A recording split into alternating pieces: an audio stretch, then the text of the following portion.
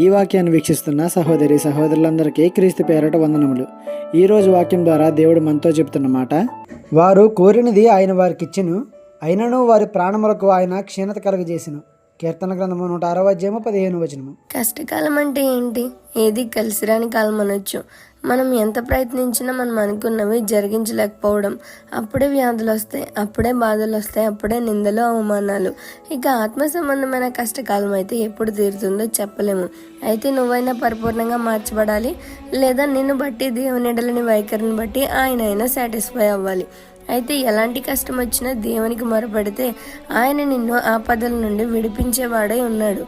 ఎలా పడితే అలా ఉండి మొరపెడితే ప్రభు వారికి ఎందుకు, సాతాను గడని సమస్యల నుండి నీకు విడుదలను చేస్తాడు. కానీ నీ హృదయాన్ని దేవుని ఎదుట కుమ్మరించాలి. నీ హృదయం స్వచ్ఛమైనదిగా ఉండాలి. పాపాన్ని విడిచి పరిశుద్ధతను కలిగి మొరపెడితే దేవుడు ప్రార్థన విని జవాబులిస్తాడు.